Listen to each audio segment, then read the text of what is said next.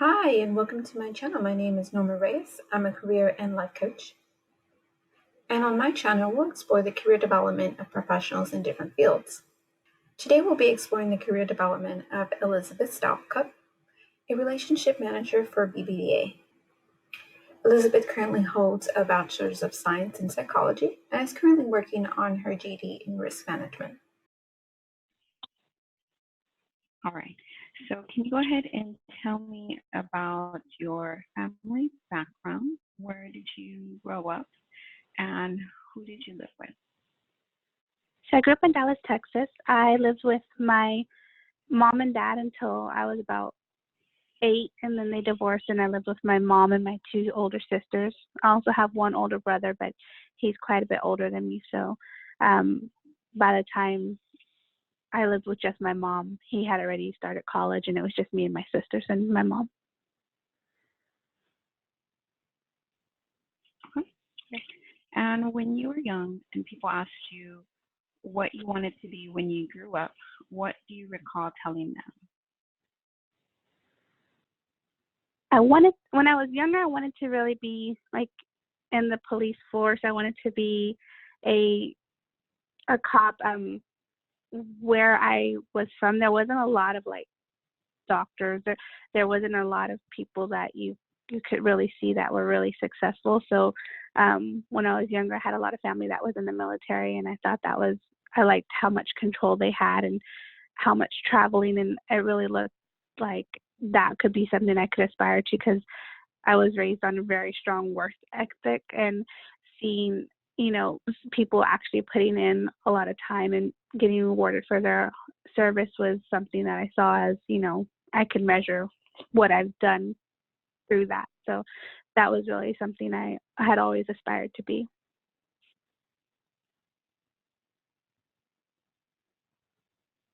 So you were aspiring to be something in law enforcement, it sounds like. Law enforcement, maybe military. Yes, I was really inquisitive, so I really wanted to be somewhere where I could help people, but I could also, constantly be challenged. And that was something I felt was always, I felt like being a cop or a detective or a military, you were constantly changing what your challenges were and able to grow. And I really like the idea of always having like a new challenge in my life. And so I really looked at that as a good opportunity. Okay. And you kind of mentioned this a little bit already when you said there wasn't a lot of role models in regards to like doctors and other professions. So would you like to expand a little bit more on what your earliest career models were? It would have to be later in life. Really, once I hit high school, and my sisters are both, moving towards their aspirations, seeing that there was a broader spectrum of things that I could do with my life, and realizing there was an opportunity of college, and there was an opportunity of looking at becoming a doctor or a lawyer, just something out there. Like there wasn't there was just a wider range of things that I could go for. And I think when I was younger, my mom was a stay-at-home mom, my grandmother was a stay-at-home mom, my aunts, they were stay-at-home moms. And so there wasn't just really, I didn't really see the opportunity when I was younger until I was older, and watching my sisters, really do what they wanted to do and kind of find out where they fit. And that's kind of when I started seeing like, okay, there's other options out here. What else interested me? And it really took me a little bit to kind of take a step back and see what else was out there. Okay. And so we're going to go ahead and move on to your educational background. So can you tell us a little bit more about that? Yes. So I graduated from high school at Bryan Adams High School. That's in Dallas, Texas. And then after that, I applied to a couple of schools. The one that really felt more like home was Texas A&M. So that's where I went for my undergrad, and I got a Bachelor of Science in Psychology. And so I went there for my 4 years. And then I've recently actually gone back to, again, Texas A&M, but one in Fort Worth for the law. And I'm doing a master's of jurisprudence and risk management. Can you tell me a little bit about that experience there at A&M? Was it a big culture shock for you? It really was. I was really close with my sisters growing up, and so, we were a very tight-knit family, and, every holiday, every event in my life, we always focused around that. So then going to school, even though it was only 3 hours away, was a really big difference in not seeing them every day. And then, where in Dallas, there was always people who looked like me, and then going to a school where I was really the minority was really wake up, because I would go into classes where there was maybe one other person that looked like me, or, things would be said that unintentionally hurt my feelings. But, it was a different experience, but it was a good experience to kind of get out there and realize, that even though I might be like the only even female in some of my classes, it's, pushing forward and knowing what I'm capable of, and being able to realize what strength I have, and just being on my own was a good experience for me. Yes, I can only imagine. Oh, I went to Texas State, so I don't think that I think there was a bigger minority population at Texas State compared to A&M. But definitely in the freshman classes, feeling like, man, there's like 500 people, and I feel like I'm the brownest one. Yes. And it may have not even been that way. It was just so used to being, just everyone looked like you, right? And then you're a freshman, and you're in this giant class, and you just can't see anything that looks like you. But I'm sure there probably was more. No, I felt that way. I'm sure there was, and it's just in those classes, a lot of the classes, the freshman classes tend to be so much larger, so I think you just feel a little bit more overwhelmed, rather than when you get further along and you get in your smaller units and having such a large class and you're like, okay, well, it's harder to see others like you, because you're in such a big classroom with so many people, and it's a little overwhelming. Yes. Definitely. I definitely agree with that. Okay, so we're going to move on to your career development. So before starting your first full-time job, what were some of your career interests? So when I left A&M, I was still really focused. I did my background in psychology. I had plans to go and get my master's, and I was really thinking I would go through, being a cop, and then joining the FBI. I had looked into some areas in there that really interested me, but around that time, I had some life changes, and really being a cop, I just lost my grandmother, and there was a lot of going on with cops at that time, and so I took kind of a step back and was thinking, is this the right path for me? And while trying to decide where I wanted to go, I kind of fell into banking, and complete opposite end of the spectrum, but I really loved it. I've always loved math, and I've always felt like, math is something I've done well at. And so I went into banking, and instead of being something that was kind of a placeholder where I was trying to figure out what I wanted to do next, it ended up being something that led to a whole career.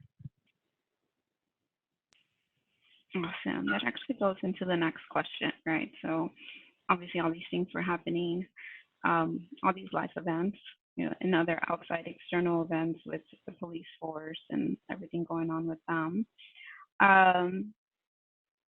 So other than what you've already mentioned, was there anything else that happened that may have changed the way you looked at your career development?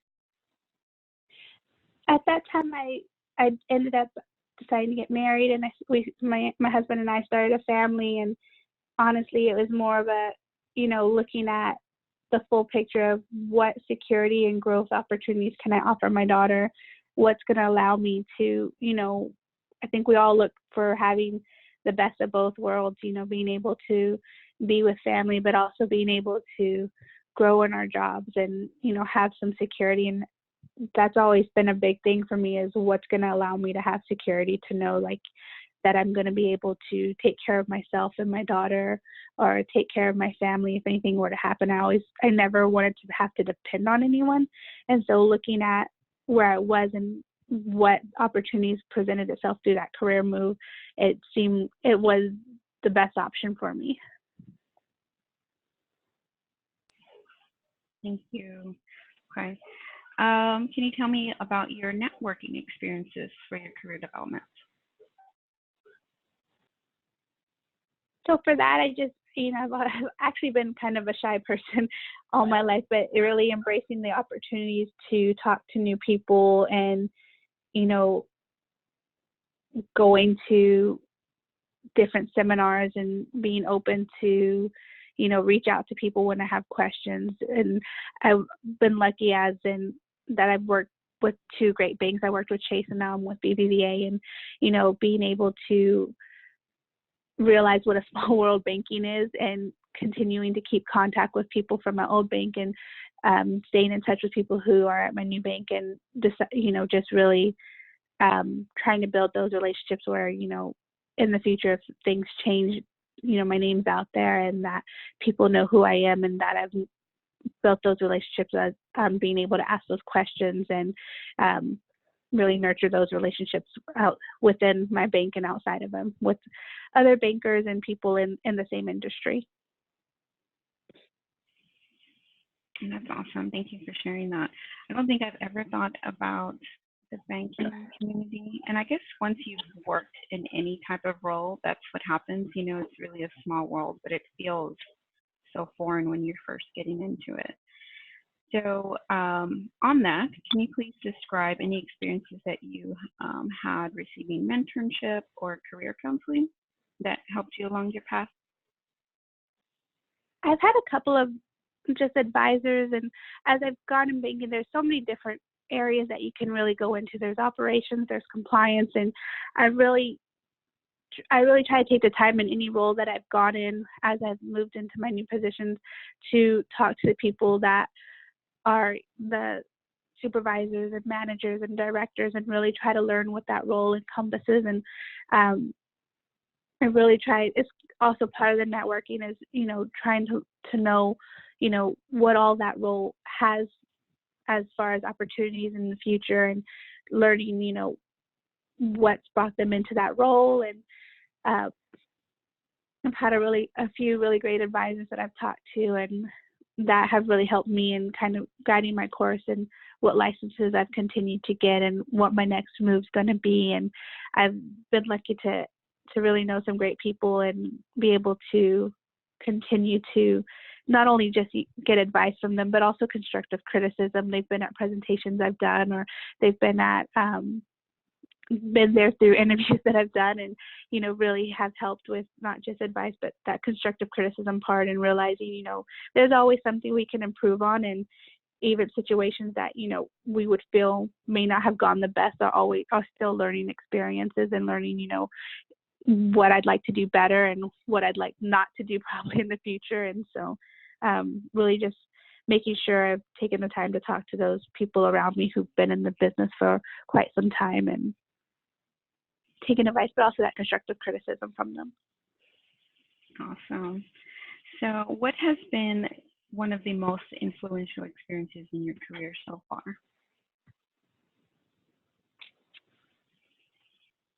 Really just seeing the change from, banking is a very strong, there's not as many females as you would imagine, as we would like.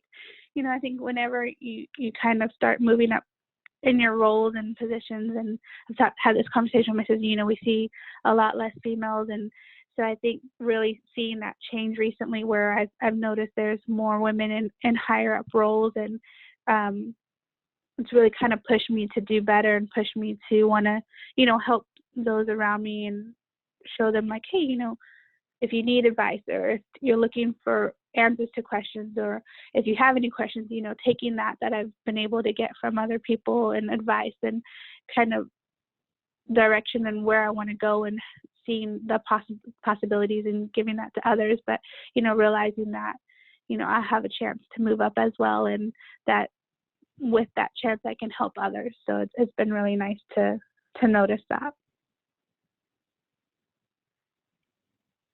It's awesome. It really is awesome. I mean, all fields are pretty much very similar, I think, especially even in my own where I currently work.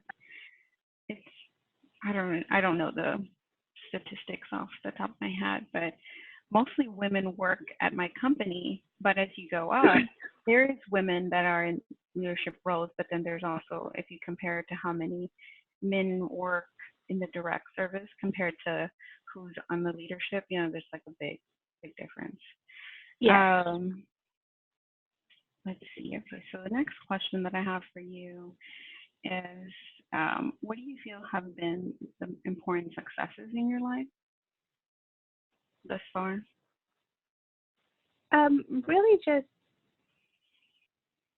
moving up from in banking, and I've worked on really hard to get more licenses to be, better rounded, because I feel like even if I stay in banking, or if I move to other fields in finances, as such as like accounting or CPA, that I always want to feel like I'm bringing something with me. And so really I've gotten a couple of licenses since I've been in banking, and I've done different roles on operations and compliance and our brokerage firm as well. And I think really just making sure that no matter where I go from here, that I've made it to where I'm very marketable and I've used my time with each company that I've been with wisely to obtain new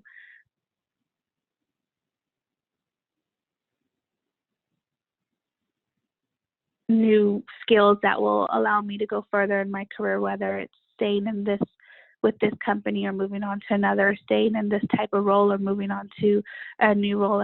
I feel like I've always continued to let myself grow and evolve and gain new access to education and knowledge that will hopefully help me in the future.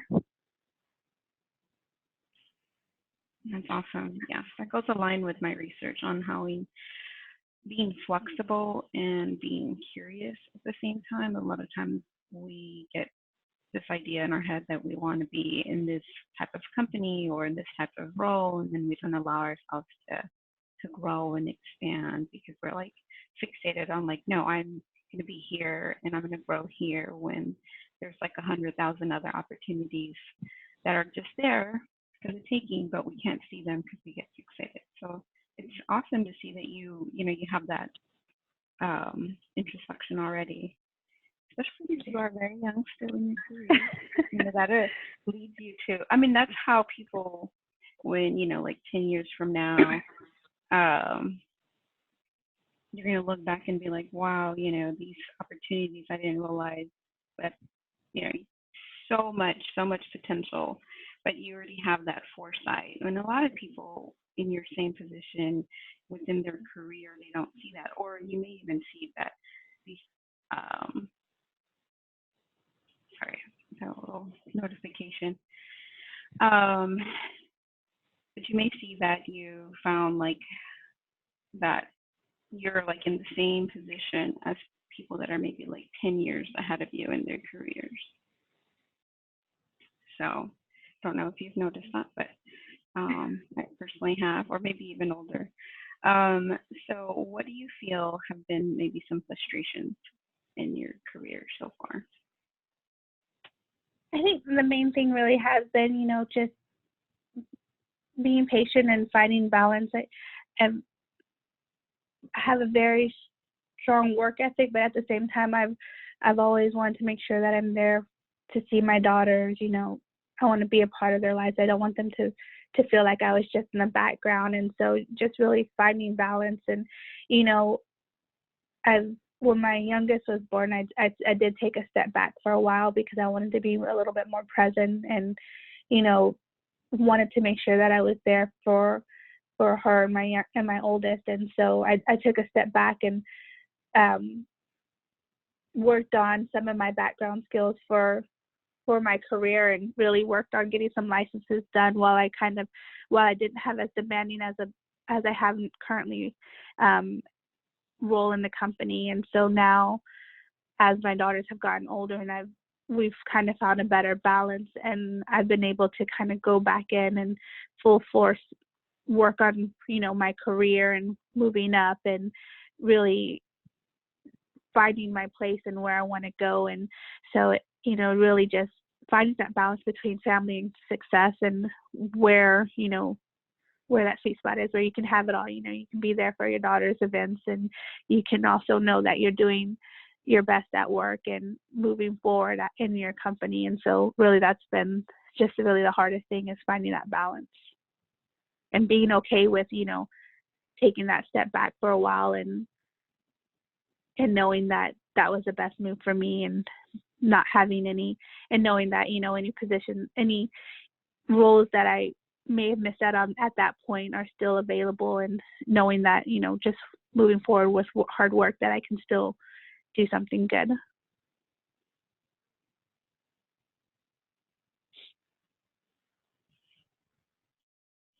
Okay, great. Thank you. I really love that, what you said, because you took a step back so you could be more present with your first child, but you took that also as an opportunity to grow your own skills. So that's awesome. Okay, so you discussed a little bit on some of the obstacles you faced. So what are some other obstacles that you faced throughout your career so far, and how have you overcome them? Just a really adaptation. There's been a lot of changes in banking, and there's always that fear, that if you're going to be able to keep up with that change, and as those changes are happening, what your role in that's going to be, and making sure that you're still marketable and in the right area. And so really with it's been a lot of changes, and a lot of, where's my next step, and is that step going to lead me on the path to still having a job, or is that, you want to make sure that you're still in a role that's needed. So really just making sure that I'm constantly adapting to those changes. And banking has a lot of rules and regulations that, change constantly, and just really making sure that whatever moves I'm making are still have me in a position that's needed at the bank and still needed going forward, whether I stay with them or not. But really making sure that my skill set is something that will continue to give me stability going forward in the future. Yes, definitely. Okay, so now looking at your career journey so far, what have been some unexpected events or happenings that have occurred that you've transformed into success? There's been roles that I've applied for, and I think with anything, there's you apply for things, and sometimes you get them and sometimes you don't. And so I've had instances where there's been roles I've applied for that I've not gotten, and it's kind of opened my eyes to say, okay, so what did I not do right there? Or was that the right move at the time? And I think, even handling that rejection and realizing, okay, well, what can I do better, or what can I do more? Looking further into that role and realizing maybe that was just not the right time for me, and having that ability to reflect that, even though, could have been a promotion or may have been a move up, was that the right move? And being able to look back on that and take from that experience and know, okay, it's okay that you didn't get it. It's okay that, sometimes there's someone more qualified, or, you can take that and look at what can I do to better qualify myself, and, just taking those instances where, what you're expecting or hoping for doesn't happen, and turning it into, a learning experience, and not holding it against yourself to not try again for something in the future just because you didn't get that one position that you went for at that time. But also not being afraid to go for those roles, and knowing that, you may not get it, but, you have to put your name out there, and you have to let people know that you are interested in moving forward. Yes, yes, just doing that, right? Exactly, putting your hat in the ring regardless of what's the outcome. So looking back, have there been any missed opportunities that have also changed your career path? Like, for example, some position that you absolutely wanted but didn't get, but then realized later down the line that it actually has propelled you in the right direction. I had actually had one recently that there was a position I went for, but I didn't get. There was someone that came in a little bit last minute that was better qualified for the position. But I think, now seeing that person in the position, it kind of shows me, okay, I was maybe a year or two early on that application, and there are a couple of things that I need to put in place before, one, I'm more qualified for that job, but even two, just more ready for that job, because that position that I went for, it had a lot of traveling, it had a lot more responsibility, and although those are great things, and I aspire to, always push myself to do the next and to work as hard as possible. Yeah, I do have two younger kids, and taking a step back now and looking at it, if I had got it, being away from them 3 days a week or for a week at a time, I'm not sure if I was ready for that at the time.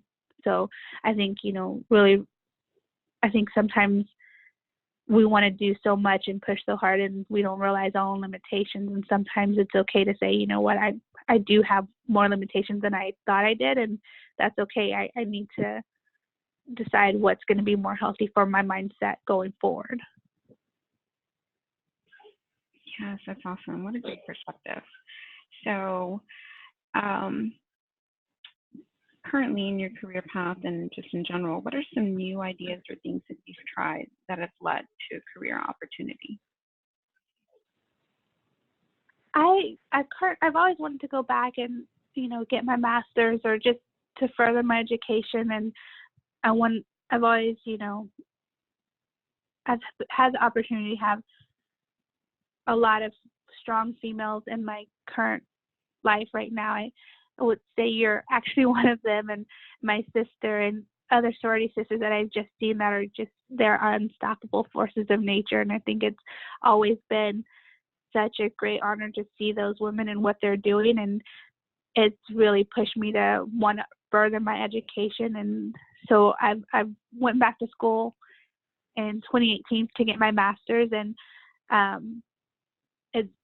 doing that, I decided to there was two programs I had looked into. One was wealth management, which is really exactly what I'm doing right now. And the other one was risk management, which was a little bit of what I do right now, but it's really kind of a new field in banking and really a new field in a lot of areas. And so I decided to go that route, and it's really been an eye-opener, not just the classes that I'm taking, but even just to meet people that I'm meeting in those classes and what they're doing, and, the kind of careers that it opens up in that, just having that knowledge and having that degree and finishing and realizing, the possibilities of what there is that I can still do. And so that's been a real eye-opener as far as, taking my next step career-wise.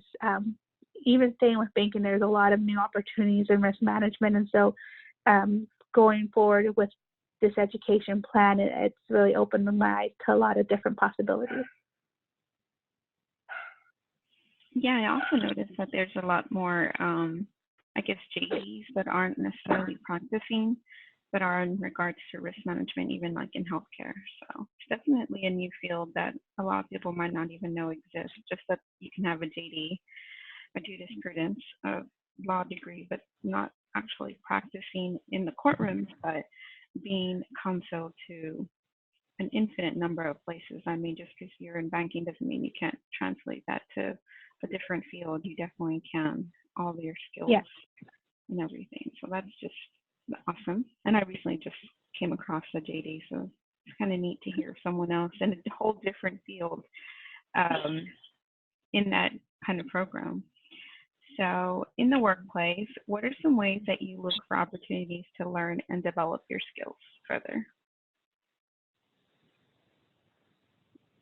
And that, again, is just really, I try to sit in with other people that are in different roles, and, really continue to reach out to other positions, even if they're outside of what I'm currently doing.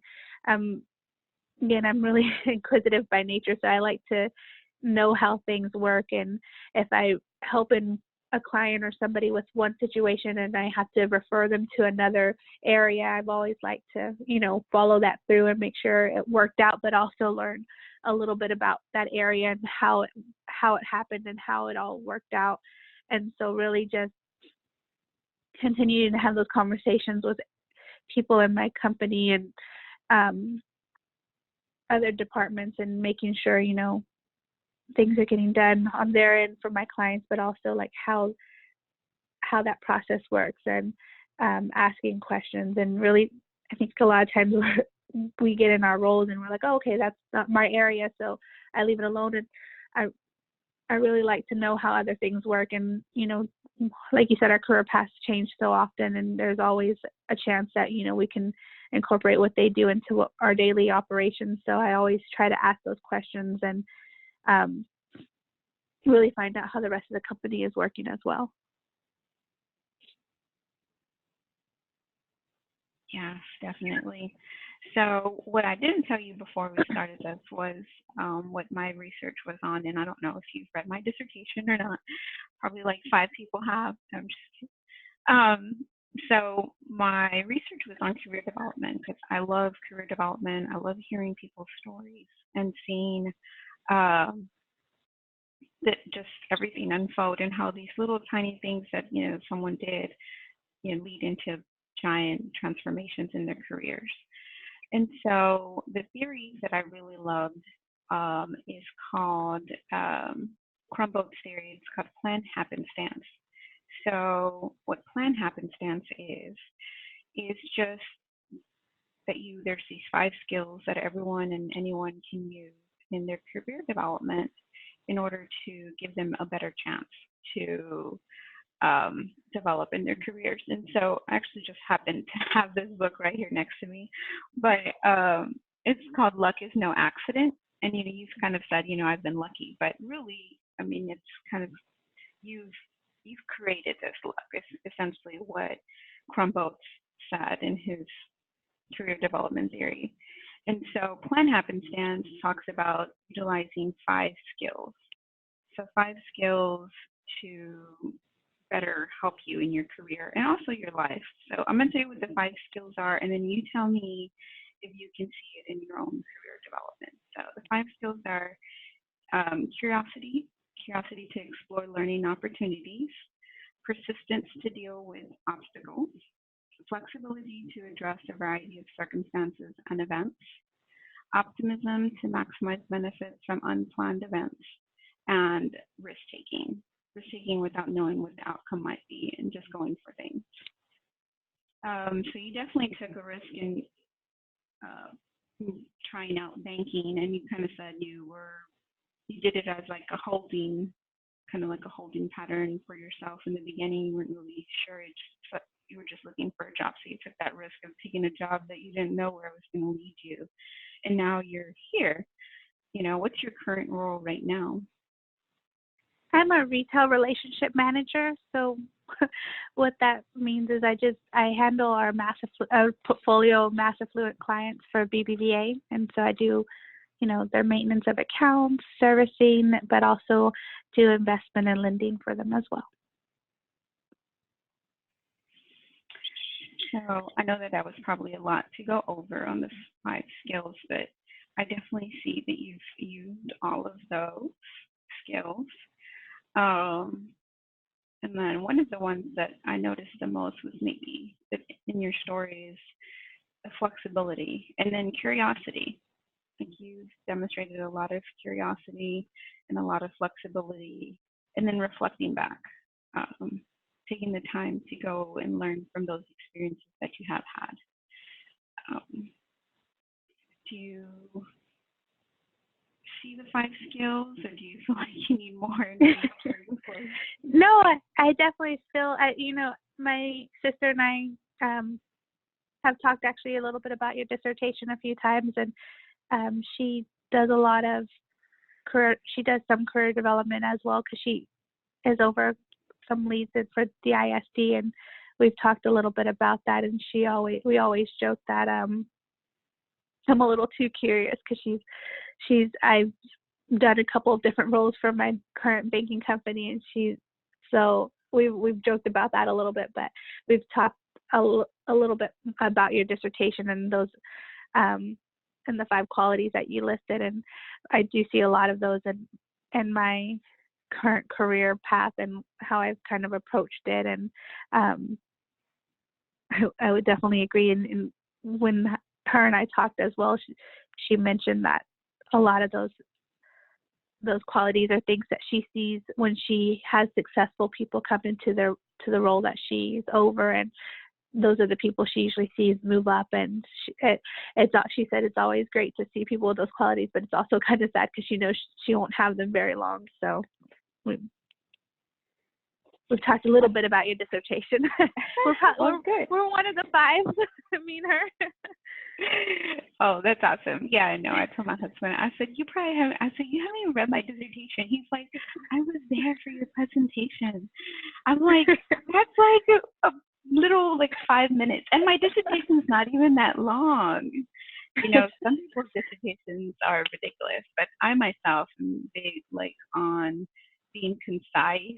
I don't like being too wordy. So they actually had to get me to write more, which is the opposite usually, right? You have to write a little bit less.